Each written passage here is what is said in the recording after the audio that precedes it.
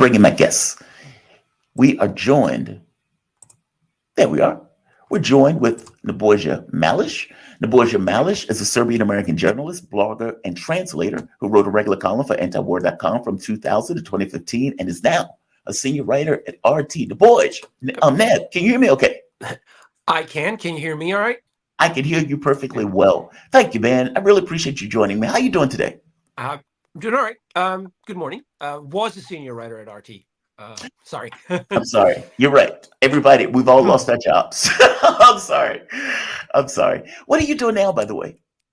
Well, I'm here in Belgrade, Serbia. Okay. Still doing journalism, doing a lot of on-air punditry. It's been a busy week Yes. after the election. Everybody wanted to know what's going on in the U.S. So I'm a bit of an America explainer. I got to host a little YouTube and TikTok show in Serbian explaining America to people. It's a living. Let me ask the audience, can you guys hear him okay? I want to make sure the sound is all right.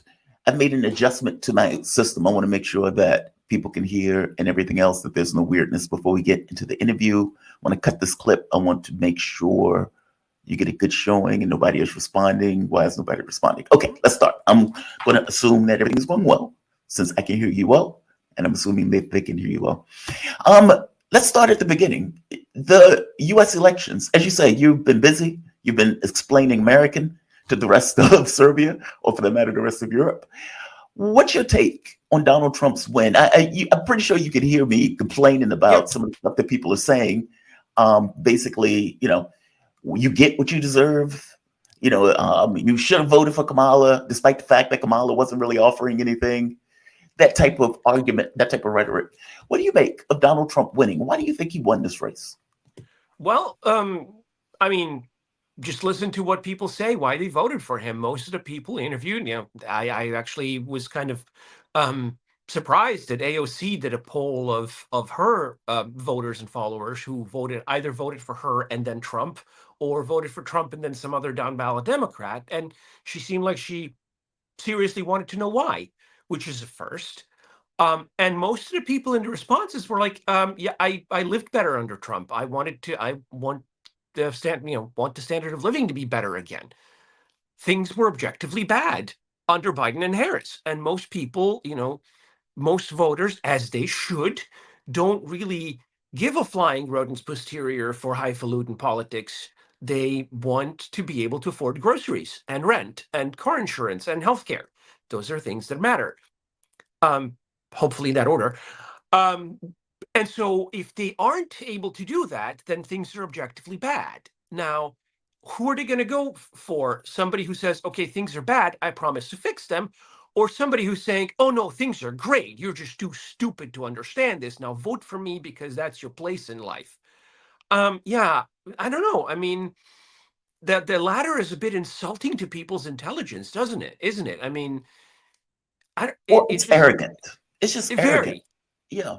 It's smug and arrogant. And, they do that all the time. I realized when I was a lefty and during the Bernie Sanders thing, and I worked at this company, I was the only Bernie Sanders supporter. Everybody else was like a Clinton supporter. And I remember this level of smugness of like, oh, Sanders can never win. Hillary Clinton is clearly going to win this race. Obama did everything right. Or you hear the people like Sam Cedar, where he would have these arguments where it's like, well, obviously you should go for the least worst. And, you kind of point out, it's like, but if it's continually least worse, like, where does that go? Like, meaning you may start off, and I compare it to like one concentration camp less, where one party says, well, I'm going to build 2 concentration camps, and the other one says, I'm going to build 3. And so you vote for the guy with 2. And it's like, is that really what you want to vote for? And how far do you want to go with that? So next year, one party is building 5, and the next year that party built 4. And so you go for the 4? Like, meaning you're in this increasingly worse scenario where because one party is worse than the other, and you can just keep being least worse, that nothing fundamentally changes. And in fact, things keep fundamentally getting worse because of the way you continuously vote. Like, there's no standards built into the Democratic Party. It's just vote blue no matter who. And at a certain point, it's like, dude, this is not doing anything for me or for my life. And I don't see any tangible change to my life by voting for your political party. And I would argue that that's what this is. Yeah. It's smugness and entitlement. Yeah. I remember back in 2020 when Biden was campaigning on I have a plan for the virus. Right? Anybody remember the virus?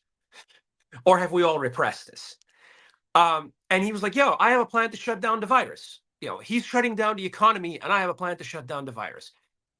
At the time where all of the states in the strictest shutdown were Biden's allies, right? We remember that. And he comes to power, and his plan to shut down the virus is to muzzle everybody up and mandate shots. The same shots that 90% of the people who backed him on social media were saying they would never take because that's the Trump vaccine and they'll never take the Trump vaccine. Now, am I crazy here or is this insane? That was his plan. And then the whole thing just went away the day the Ukraine war broke out. And the joke was that, Putin fixed COVID. It was a joke for the censors. That's a joke. That was the joke that was going around. But yeah, does anybody remember this, or did we just all repress? I mean, Yeah, I I'm remember sorry, this. and then when Kamala Harris comes out, and I couldn't believe when she said this, she went around. That was a big part of her platform for about a week. She was like, "He doesn't have a plan, and I have a Yeah. plan." I'm like, "No, no, no, no, no, lady, no! Don't say you have a plan. That's a bad thing to say in this election because people still remember 4 years ago. People still Yeah. remember where that last plan took them. That's a terrible platform." And what was her platform? Celebrities have endorsed me. Hi, P. Diddy. Uh-huh. Like, who does that? Yep. Well, And if you then remember, everybody's acting surprised when this happens. well, she spent $450,000 to put her face on the Las Vegas Sphere.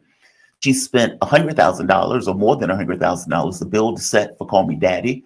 She spent what, $15 million on entertainers like Lady Gaga, Katy Perry. Apparently, she sent money to Alanis Morissette, but that check bounced, so Alanis Morissette didn't show up. Like, and then you get Joanne Reed, who says like this campaign was ran perfect. She did everything right. It was flawless. She said it is going to be difficult for a black woman, especially a woman, especially a woman of color. And then she says she even got an endorsement for Queen Latifah, and Queen Latifah doesn't endorse anybody. Like as if that matters in the context of trying to win a race. Look, I love Queen Latifah. I love her movies. I really do. I'm not just saying this. I'm a big fan. But it shouldn't matter in this Right, con. right. And by the way, that was $450,000 a day I for did, the yeah, Sphere in Las Vegas. And guess yeah, what? Nevada still went to Trump. That yeah. is like the worst money ever spent. And in Another one, fact, football players. And uh, she put all of this money, like six figures a day, into football games. And again, those people voted for Trump. I mean, yeah, social media influencers, where she's putting money into people to say, hey, vote Kamala. And I don't even know if all of those people are revealing to their audience that they're getting money from Kamala Harris to tell them to vote for Kamala Harris. None of this stuff worked. In fact, to make that point clear, she lost the youth vote. Not lost it, but the youth vote was the least amount as it was going all the way back to John Kerry. I said that very poorly. But basically, going all the way back to John Kerry, I got rid of the thing. But effectively, if you look at the youth vote going back in time, Kamala Harris, I think, had like 12%. John Kerry had 9%. Every other Democrat had like over 20%. So she even depressed that vote that she was trying to get by putting the money in social media. Just yeah. astonishing. Well, you had those kids going on first about Biden and then about Kamala, like nothing had changed. Uh-huh. And that by itself was phony and fake. And people can recognize phony and fake more often than not. And I mean, that in itself did, wonders for her reputation and theirs. I don't even remember those two crazy kids that were always gushing about how great Biden was and how great Kamala was afterward, and everybody was mocking them for taking money from the Democrats. And like, no, we're totally not paid. And then every community it was like, you're run by this agency who's getting this much from the DNC. Come on, that sort of stuff. Like, I'm sorry, but if you need to pay people to say they like you, you're not Yeah. authentic. Yeah. They're not authentic, and people can smell that. Yeah. 1,000% agree with you. Yeah, it's been wild. I'm just, they are effectively now blaming Joe Biden. That's the other one. They're saying that Joe Biden should step down. they've come up with this plan of not just Joe Biden should step down or Joe Biden should put Kamala Harris on the Supreme Court. And that's they're effectively saying that they need to get rid of what is it, Sotomayor, so Kamala Harris can take the bench. Like, and I remember I kept thinking to myself, she just lost on a massive effing level. Like the American public effectively said, we don't want her as president. And their plan is, well, let's just make her president anyway and get rid of Joe Biden. And it's like, is this really where you guys are going after losing to a man that you call Hitler and a fascist, and that these people are Nazis and these people are garbage? And your next step is, hey, Joe Biden should step down and put Kamala Harris in. That'd be a big F you to Trump. Okay, dude, you need. What do you think they're going after this? I mean, because it doesn't necessarily seem like they're accommodating this well. And maybe this is just the very beginning of them kind of reconciling a loss on this scale. I don't know. But where does the Democratic Party pivot after a loss like this? It's not like they have a coalition of moderates that, it's not like there's this hankering for the establishment that the Democratic Party represent. Where do you think the Democratic Party goes now? Well, they're certainly in the early stages of the Kubler-Ross 5 stages of grief there. I think it's anger, denial, actually, and then anger. But they're sort of in a mess of their own making, because the ideological sort of field that they staked out for themselves is pretty barren and fallow right now. The transing kids thing is apparently not a big draw for voters. Who knew? Um, supporting war all over the world, not a big thing for voters. Who knew? Admittedly, not a big thing for any voters. I think foreign policy was something like 3%, 4% for Democrats and 3% for Republicans in exit polls. That's how much people cared about it. But those people who do care very strongly. Uh-huh. And then, having massive inflationary spending and, printing money out of thin air so that everything is more expensive, even though people don't necessarily instinctively understand this. A lot of people don't. That's also not a big voting draw. I mean, it's essentially their entire argument is vote for us because we're entitled to your vote and we Yeah. deserve to rule. And this election was a whole-scale repudiation of that. So ideally, in a normal country, people would sort of sit down, examine what they did wrong, say, okay, well, we screwed up. This message doesn't resonate with people. Let's, see what we actually believe in, what we actually intend, aim to do. And it's one of those parties should basically say, okay, this is our vision for the country. How Mm-hmm. can we communicate this to the voters? Or, this is what voters want from the country. How can we give it to them? What we're seeing time and again in modern America, though, is that, well, this is what we want to do. How do we propagandize people into supporting us doing that?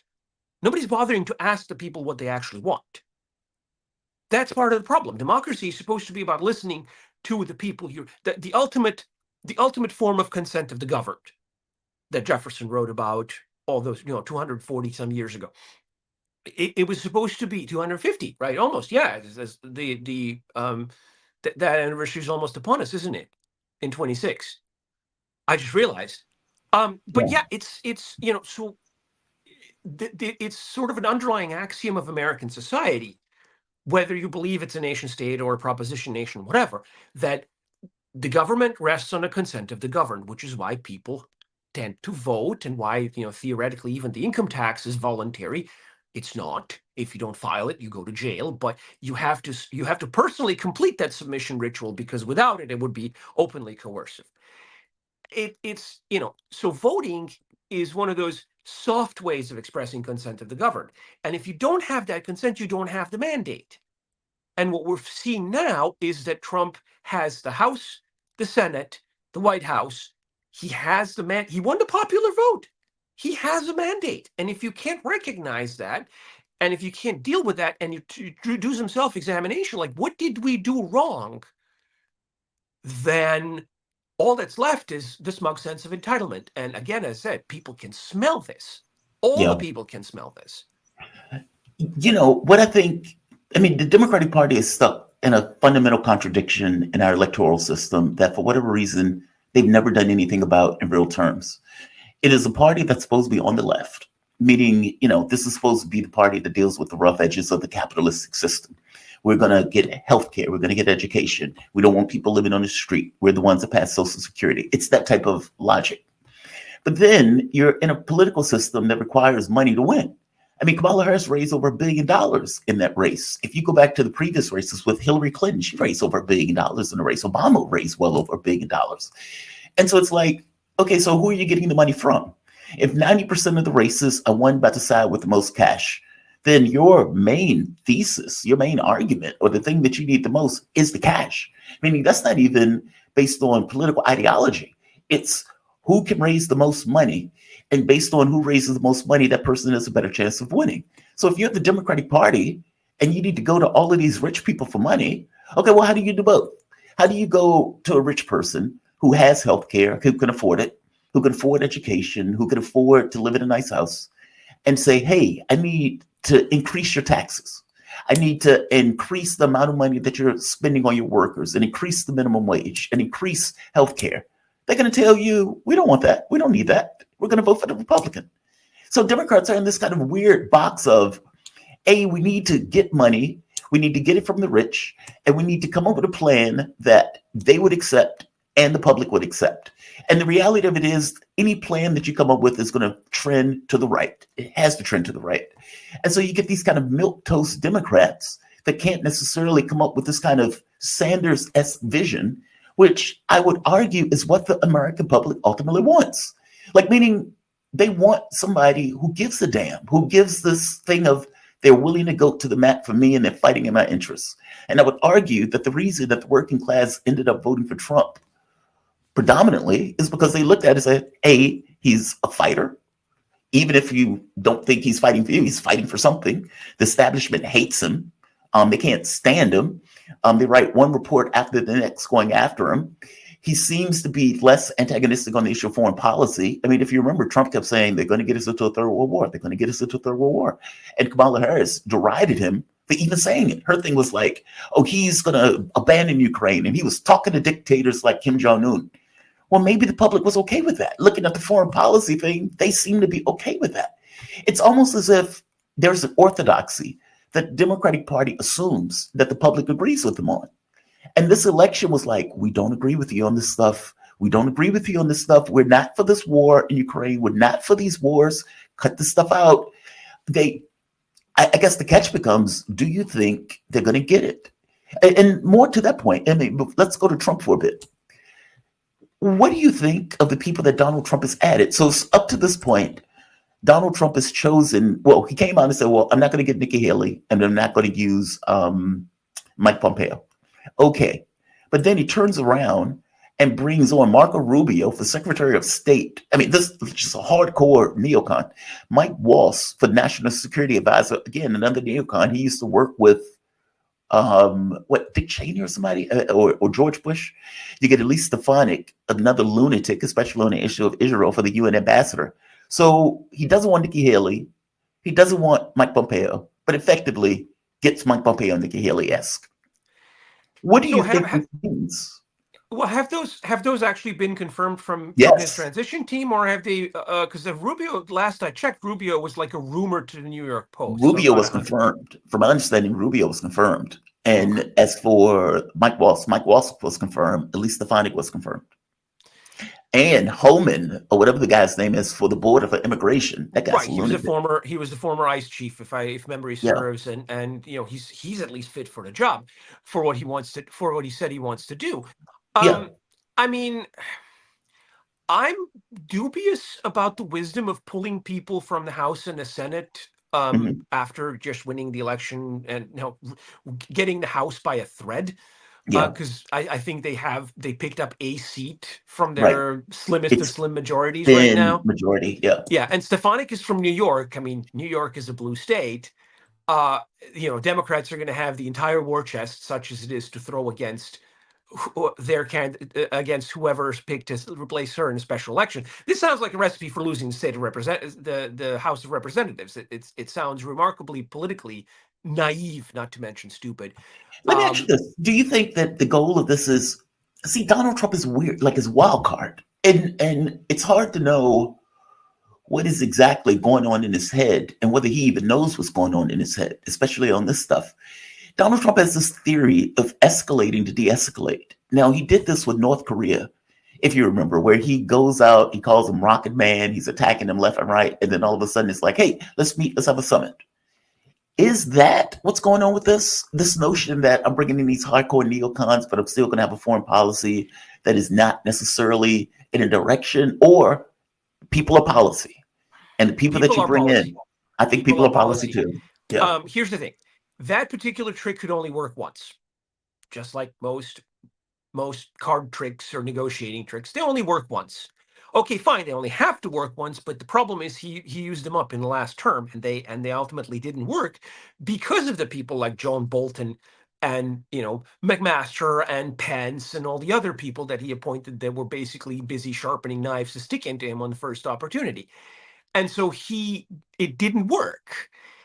And so now, and the worst part is for him that things have changed since then. 4 years have passed. The world has become a more dangerous place. We can argue why, but it has. And so he can't do this to Russia. There's no threat at this point that would work on Russia. They're prepared for a nuclear Armageddon. How do you trump that? There is no trump card, not even one named Donald J. Trump. You can't bluff these people. So what do? Maybe he's trying to do the whole, only Nixon can go to China, only neoconservatives can make world peace. But that would depend on messaging. See, that's a strategy that is calibrated for appeasing the American press. Well, the American press is irrelevant. He just nuked them from orbit. The 90% of the newspapers started surrendering before the election. Yeah. CNN is completely irrelevant, if not for the fact that it's holding people hostage at airports that nobody would watch it. MSNBC, come on, give me a break. Even Fox News is irrelevant ever since they, self-inflicted a headshot by firing Tucker Carlson. I'm telling you, if this message is calculated to appease the media and sort of the ruling elite, it's unnecessary. He's already beaten them. He doesn't need to justify himself to them. He can literally do, in terms of policy, whatever he wants. This is the mandate he got. This is the second chance that he perhaps didn't deserve, but he got anyway.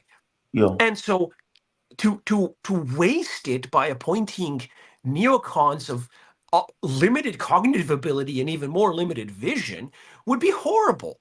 So honestly, I'm hoping those rumors are not true. And we'll. On the other hand, let's huff a bit of copium here.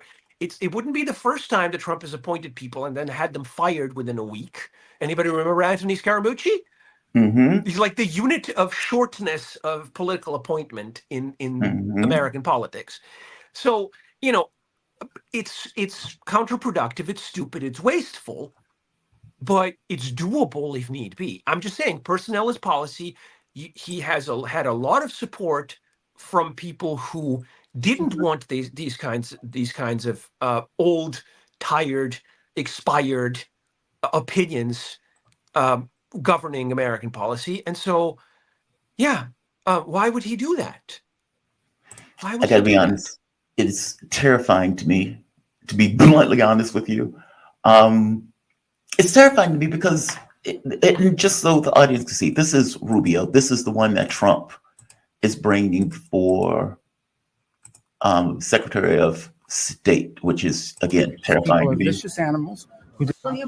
Senator Rubio, will you call for ceasefire? No, I will not. On the contrary. Senator Rubio. Are you filming it? Wait, I want you guys to get this. I want them to destroy every element of Hamas they can get their hands on. These people are vicious animals who did horrifying crimes.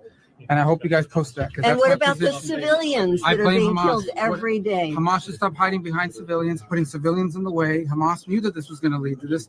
Hamas should stop building their military installations underneath hospitals. So you don't care that 15,000... That is the lunatic that he is bringing on. I am terrified by that. The thing that worries me more than anything else is incompetence. It's this inability to kind of grasp the world as it is and use arrogance as opposed to intelligence in order to dictate things. Meaning, I am always concerned with ideological actors in the foreign policy sense. This is the Hitler thing, right? Oh, we're just going to go in and we're going to kick it in and the Soviets are just going to fall over. Okay, no, this is not going to happen. Or the Joe Biden thing, or yeah, we're just going to destroy the Russian economy and we're going to destroy the Russian military. Okay, again, that didn't happen. Like, they have these ideas of the world, and Donald Trump is the same person with that stuff. This is, America can do X and Y. And the fact of the matter is, you are absolutely right. In Ukraine, we engaged Russia in the war that Russia always could fight, meaning we are in a land war with an army that has been honed, that has increased from 150,000 to nearly 1 million men that have been fighting and getting better at that fight over the course of these last couple of years or 3 years.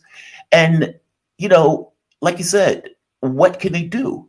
They don't have a land army in Europe that can beat the Russians. There's no European army out there that can beat the Russians. Ukraine had the best army in Europe, and they just got crushed through 3 different Ukrainian armies.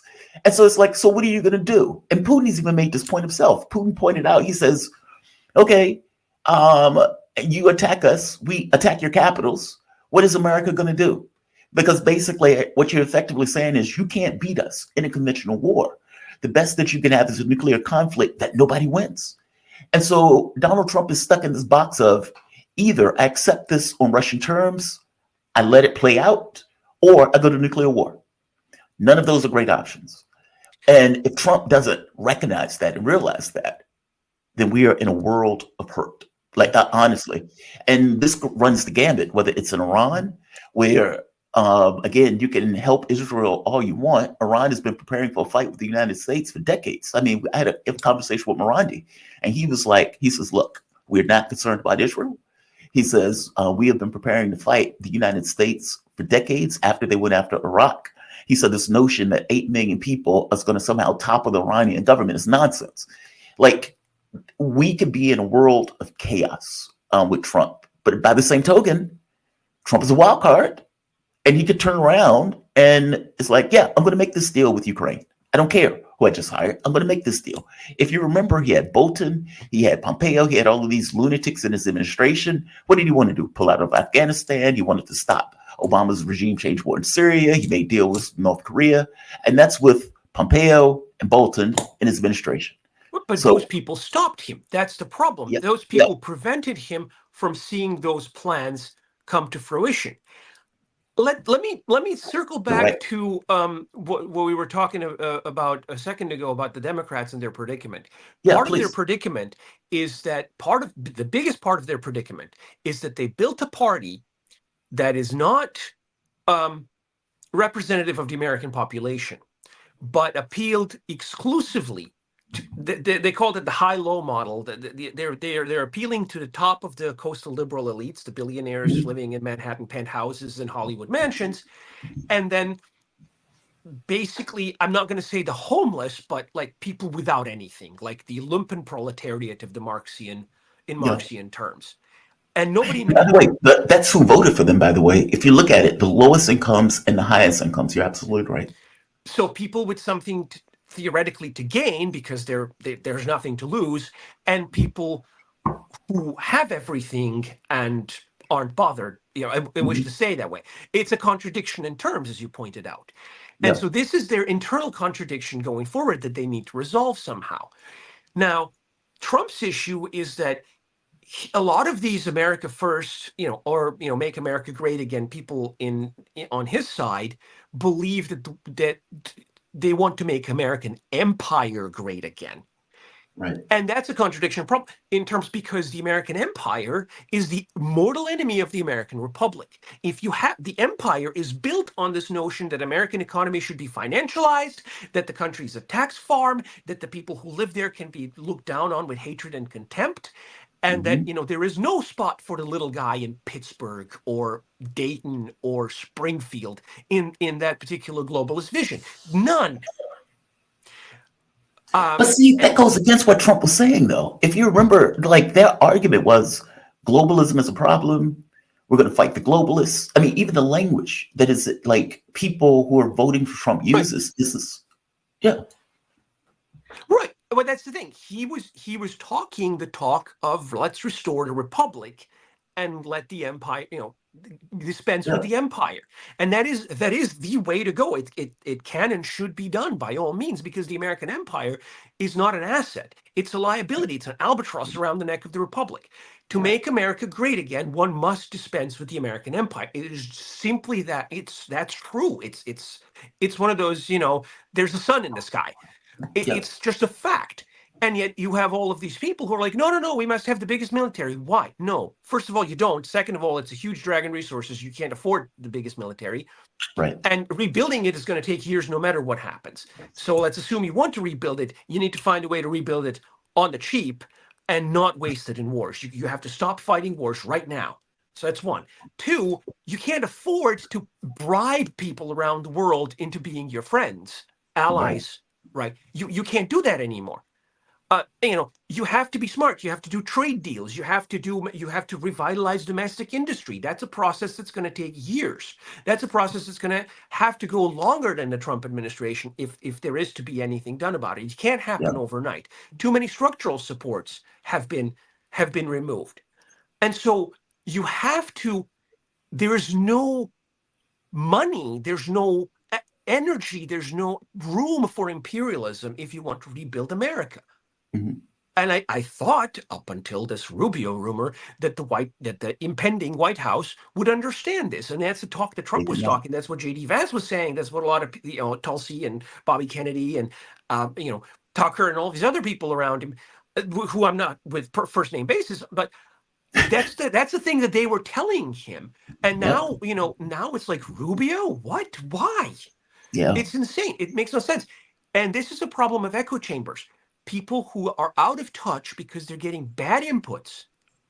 Now, I'm a little more optimistic about Republicans getting back on track, because at least they have the instant backlash on Twitter or X or however you want to call it that can theoretically reach them, and they have that feedback loop at least established.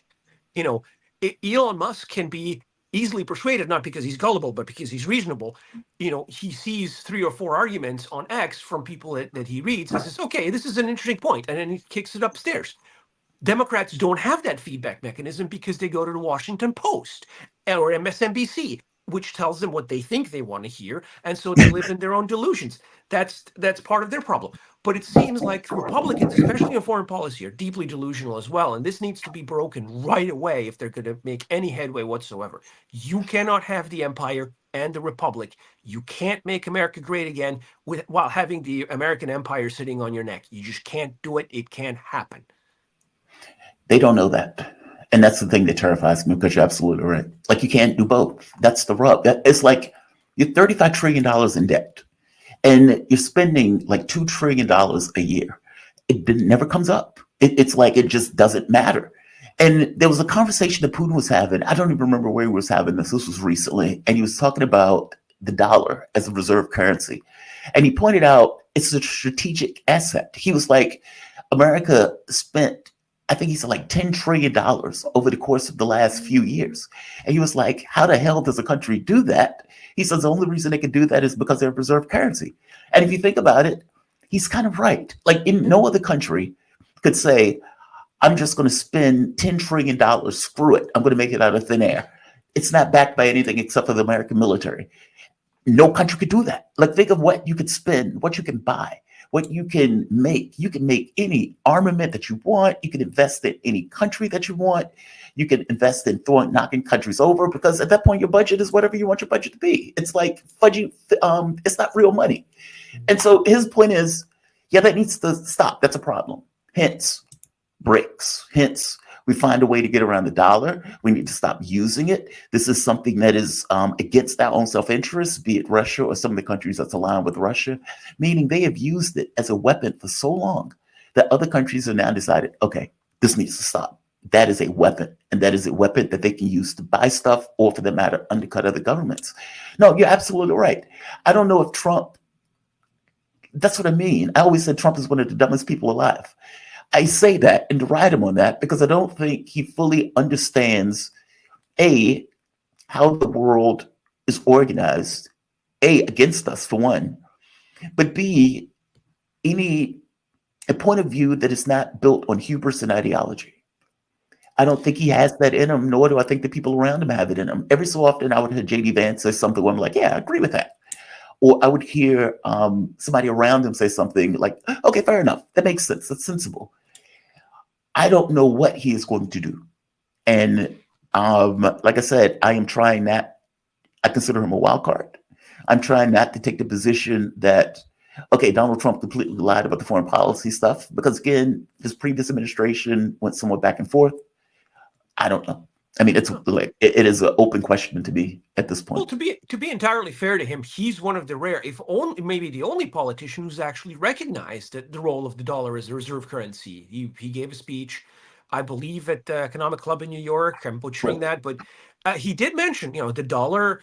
We cannot survive if the dollar stops being the world's reserve currency. We can't. And by the way, he's can't right. afford. Yeah, and he's the only one who's ever said that. Yeah. So on that, in that respect, I'm inclined to believe he's not an idiot, because he gets Isn't it weird that the Democrats never bring that up? Like you literally have the BRICS organization with overwhelming majority of the world, like more than half of the world represented at the BRICS summit. You have all of these countries, including Turkey, trying to get into BRICS. Turkey, being a NATO power, is like, yeah, sure, let's get into BRICS. I want to do that. Let's do that. You have the overwhelming majority of the world wanting to get into this organization. And one of the primary pillars of that organization is, how do we find a way to not use the dollar? And the Democratic Party doesn't bring it up, doesn't seem to be part of their modus operandi. I mean, Obama initially brought it up with the TPP, but the TPP was this kind of corporate takeover, this corporate overthrow of state government, of nationality, of national sovereignty. Meaning, the way Obama was trying to deal with it was basically screwing over the American public to give it over to corporate interests. That's not what BRICS is doing. BRICS is, in fact, doing the opposite. It's this notion of, we're going to deal with each other as equals. We're not going to have the sanction nonsense. There's no such thing as a hegemon in this process, et cetera. Meaning, they're going with this notion of national sovereignty as being a pillar of their engagement with one another, where Obama was basically trying to use a corporate overthrow of America. Like, it's astonishing, like the parallels that are taking place in regards to the world stage. It's very weird. Well, the one thing that both Trump and the Democrats are guilty of is destroying the reliability, the reputation of the dollar through sanctions. Right. Because of what happened to Venezuela, Trump's team, his was it Bolton and Abrams, were ones who led this whole legitimate President Juan Guaido, or whatever his name was, thing in 2019 that turned out to be a complete fiasco. Yeah. But because it's Venezuela, it's just one country. It doesn't, it doesn't have a certain reputation in the world. They figured they could get away with it. Yeah. And they reimposed sanctions on Iran. They basically went back on the deal that was multilateral and negotiated with all of the other world powers, which destroyed a lot of American credibility, I will hold. They also pulled out of several nuclear treaties, again, destroying reputation. But I'll focus on the dollar bit. So they basically confiscated Venezuelan government assets and handed it over to this opposition, and which then evaporated and left the assets in Western countries at the possession of their governments. It was a theft, pure and simple. Yeah. Now they're trying to do the same thing to Russia. And the Russians are basically saying, look, if you take this money, first of all, we're going to bankrupt Euroclear and we're going to destroy the European Union financially. We can do that. Secondly, we have more of your assets than you have of ours. So not only will you not gain anything, you will lose, but moreover, we will destroy your financial reputation, so nobody in the world is going to want to do business with you. And that's priceless. And if they pull the final trigger and confiscate these frozen state assets, that will prove to the rest of the world that the West is not a safe place to park money. This is a huge problem, because this whole inflationary death spiral that modern financialized economy relies on is predicated on foreigners buying up American and Western European debt. If they don't do that, the dollar is worthless, which is why Trump was like, we need to keep dollar as a reserve currency. But it's that connection between, we need to restabilize the dollar's reputation because it's been damaged by our sanctions, and we need this is the bridge he needs to cross. And so those sanctions have to go. They're illegal. That entire behavior is thuggish and unbecoming of a serious country. And yet you have, in this particular administration, you have people who are saying, oh, these are instruments of economic statecraft. Brother, you don't understand what that is. Stop talking stupid things, Mr. State Department guy, or, Treasury, whatever. The sooner these people are kicked out of office, the better. January 21st can't come soon enough. But again, it's the road between that understanding that we must preserve the dollar as a reserve currency and what is destroying it. That's the hardest bridge to cover, because it seems like people don't really realize that this is a self-inflicted wound and it can only be fixed from the inside. Yeah, I don't think they get it. I think they want to do this from a position of strength. And, it's like America cares so much about its reputation that even in a situation where it seems to be losing, they can't pull back. And so from their point of view, Donald Trump's idea is we're going to sanction anybody who doesn't want to use the dollar. Okay, how the hell does that work? How do you really go to a country and say, if you don't use a dollar, we're going to hit you with tariffs and sanctions, et cetera? Basically, we're going to isolate ourselves so much more and hasten the decay of the dollar. That's all it's effectively going to do. Well, it's doubling down on stupid. Yeah. I'm all for tariffs if they're intended to protect American industry until it gets rebuilt. Fine. Right. That's how it used to work back in the 19th century to great success. But if you're putting tariffs on products that you don't have any intention of making at home, you're depriving your customers of those products, and you're objectively not making their lives better. Not mention increasing prices. I happen to have personal experience in European countries that have high tariffs on certain things that they don't make and have no intention of making. They're just using them as a tax farm. By the way, and I'm glad you mentioned that. And we've got about 4 minutes. I am fascinated by what is taking place in Germany. Look, man, I got to be honest. If you would have asked me 10 years ago, I would have thought, well, Europe is clearly more bright, more intelligent. Their leaders, I would say, they tend to be better in regards to a country and the way that they organize and manage their affairs.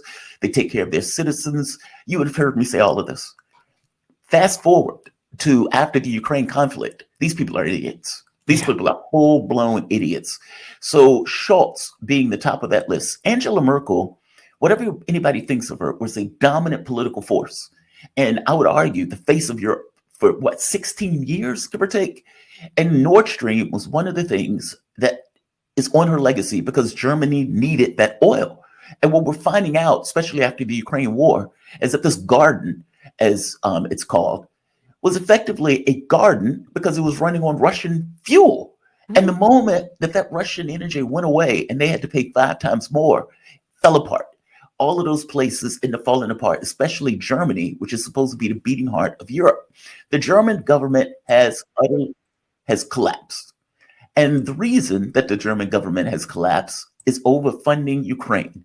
Scholz wanted to keep giving money to Ukraine, and one of the other people within the Traffic Party effectively said, well, wait a minute, what is this going to do? They're clearly losing. They're losing ground every day that we're talking about. Nothing up to this point has worked, meaning we have dumped all of this money into a process that hasn't changed anything. So what is giving more money going to do? This is on top of them blaming Ukraine for blowing up Nord Stream, something that they needed for energy, that they might have even went back to at the end of the conflict, because, again, they needed the energy. You get Annalena Baerbock, who I am deeply attracted to, saying that the woman is loony as a fruitcake. But she says this, which I am blown away by that a person would ever say it. This is her talking about Germany giving up things that they need in regards to infrastructure. And I'll read it because it says economic situation last year. The German chancellor already discussed jointly with the federal government that this can't go on. Putin has also invested in it to use the peace in Europe against the cohesion in our societies. Okay, this is Putin's thought, apparently. It says part of the strategy. Now, she goes into how the German government has cut resources in order to fund Ukraine. We want to support Ukraine to secure peace, 37 billion euros. They never planned because we always wanted blah, blah, blah. Okay, this is going faster than I can read it. But basically, The spending in Germany went away from things like education, daycare, school, investments into infrastructure, and those type of things, and used that money to give to Ukraine. So instead of putting money in the German railways, we got to pay for Ukraine. Instead of putting money in the childcare, we got to put money into Ukraine. How the hell does a person say this to their public? Like, meaning, how do you really go to your public with a straight face and says, look, I know you can't take a warm shower. I know our railways suck. I know our industries have been collapsing. I know we're no longer, this power dynamic. And I know we've into a recession, but we did it for Ukraine. And they're shocked that the government collapsed. They might as well have set that money on fire. In fact, had they set that money on fire in terms of paper bills, they would have at least had something to heat the German homes with. Yeah. But no, she's open. I mean, Baerbock has openly said, I don't care what my voters think. I made promises to Ukraine and I'm going to deliver. In any normal country, that woman would be out on the street, trying to find honest work. But Germany has, all of Europe has this weird system, all of the European Union anyway, in which politicians are not really responsible to their voters. They vote in these elections and now you have these post-electoral coalitions and you end up, in France, you vote for Le Pen and you get Macron. You vote against Le Pen, you get Macron. In Britain, you vote against the Tories and you get Labour, who are basically executing the same policies on steroids. Yeah. In Germany, you vote against Scholz, and you get the CDU guy, the Merkel's former party, who's a shadow of hers, who's going to do the same thing, only dumber. And you don't really have a choice anymore because there are no parties, because it's complete establishment capture. And even if you get a national government that's good, like in Slovakia or Hungary, Brussels overrides it and says, "Oh, fine, we're not going to give you the money that's due until you do as we say." Yeah. And you've got Viktor Orban saying, they want to install a Jawohl government, which is yes sir in German. And so you realize that this is not a democracy of any kind. It's some kind of oligarchical dictatorship in which nobody has any responsibilities, and the worst people in the world have all the power. So Europe is an absolute mess. I'm sad to say it's going to collapse fairly soon, unfortunately, on a historical scale. So 5, 10, 15 years, maybe sooner. But they're saying now in Germany that they can't call early elections because they need time to print up the ballots because the paper mills have gone bankrupt. But this is how bad it is. Think about how humiliating that is. We can't have an election because we can't afford paper, because we've been giving it all to Ukraine. And just mind-blowing to me. Neb, man, thank you for this. I really appreciate this. Always enjoy talking to you in these conversations. Nebojsa Malic, he's a Serbian-American journalist, blogger, and translator who wrote a regular column for antiwar.com from 2000 to 2015. And Neb, please tell everybody where they can find you. Well, I can be found on Twitter at Nebojsa Malic and on Telegram as at the Nebulator. And I'm for those who speak Serbian, I'm also on YouTube and on TikTok as Glas iz Amerike. Oh, man. Thank you for this, Neb. Appreciate it, man. You have a good one. Thank you. You too. Right. That went well. The sound worked well. I'm going to have to apologize to Mark Sloboda. I know he's sick of me. This is killing Jamarl. He couldn't get a word in. No, he's great. Nebojsa is awesome. And we went back and forth the entire time. In fact, I thought I talked too much. So there's that. Look, I'm going to take a quick break. I'm going to be back in all of a minute. Just want to reset. You guys are listening to the Jamarl Thomas Morning Show. If you dig the content, give it a like, share it. Subscribe. Also hit the notification bell. Hit that like button while you are here. Subscribe while you are here. Send it to your mama, your daddy. Put it on Twitter, Instagram, anywhere you can think. We are trying to get to 40,000 by the end of the year. We are moving. The show has gained over 1,000 views over the last couple of weeks. Thank you for that. We want to keep this boat rolling. Also, if you really dig the content, consider giving to PayPal, Patreon, or Super Chat, or Super Stickers. All stickers will be read, provided they're not racist, sexist, or bigoted. And I will be back in a moment.